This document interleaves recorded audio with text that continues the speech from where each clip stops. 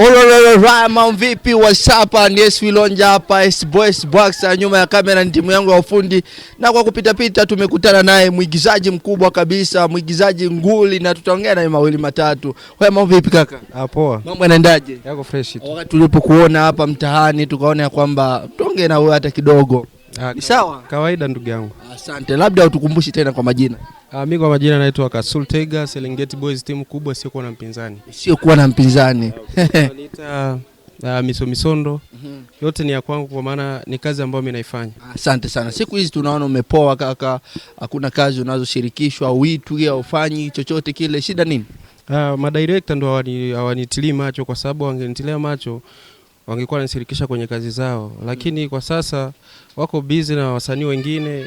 Basi ndio hivyo tu. Yes, kaka, labda tuulize swali, maana umesema ya kwamba madirector wakuwekei macho, pia na wewe unaweza kawa sababu, kwa sababu ukiona kuna movie ambayo ulicheza, ulikuwa ndani, iliyoongozwa na director Strong na yenyewe iliitwa Intrap, lakini filamu hiyo haikutoka. Huoni kama nayo inaweza kawa sababu ya madirector kukutafuta na kutokutaka kufanya na wewe kazi? Brother, kusema kweli ilitoka, lakini story ya kufika mwisho kweli. Lakini YouTube ipo kabisa na ilitoka, watu waliona, walifurahia. Unajua Muzaleka wa director wenyewe na waandishi wanakuwa wanashindwa kufanya nini, kuweka mabudget ya kazi zao, na ndio kwa maana kazi haziendi mbele, unaelewa? Nisha wanakurupuka tu kwa kufanya kazi. Wanakurupuka. Ingelikuwa tu wanakaa chini, wanafaa budget nzuri, tungekuwa tunamalizia story zetu na movies zingekuwa zinaenda mbali, lakini wenyewe hawavitilii macho, wanafanya kazi kwa ulele mama, yani naweza nikasema hivyo. Yes, lakini ile story ilitoka kweli. Ilitoka, niliact mle vizuri na kila mtu alipenda sana kwa act kwangu. Yes. Kwa hiyo ndio hivyo ndugu yangu. Siwezi nikasema mengine tofauti na hayo. Tuliona watu wengi wakisema ya kwamba yeye ndio sababu ya movie kutokutoka, maana alitusumbua na kusema kwamba hata cheza asipopata dala ngapi hizi, so ukaomba pesa na ikawa ni ngumu kwa director, ndio kwa maana filamu ikawa inasumbua sana kutoka. Na kwa hivyo jinsi umesema ya kwamba ilitoka lakini haikuisha, maana madirector wakilala na kuamka wanapenda kushuti na bado hawajawa na pesa, wanajisumbua bure. Labda tuachane na hilo, tuongelee pointi ya Nyabi Dance.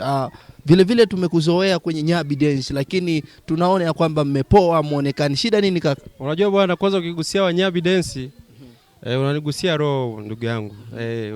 Nikisema kwamba wa Nyabi Dance sasa hivi ndo nilipo sasa. Nilipo pale kwenye wa Nyabi Dance, napiga kazi. Walisemaga fanya kazi kama kazi.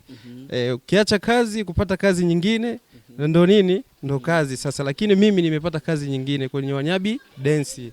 Wanyabi Dance ni timu kubwa ambaye inapiga dance vizuri na kila mtu anaipenda sana Wanyabi Dance. Kikundi cha Nyabi Dance vipi kinakulishaje katika hali ya siku baada ya siku? Kufanyaje ndugu yangu? Sijaelewa. Inakupaje faida au mlo wa siku baada ya siku? Wanyabi Dance bwana ananipa mlo, kwa maana sehemu ambapo unapata kidogo riski yetu. Sisi tunafanya kazi kwa sababu ya kupata riski. Inanipa riski kidogo, na ndio kwa maana tunapambana nayo hivyo hivyo. Tunapambana nayo hivyo hivyo. Kwa nini siku hizi mmezima sana? Sisi hatujazima.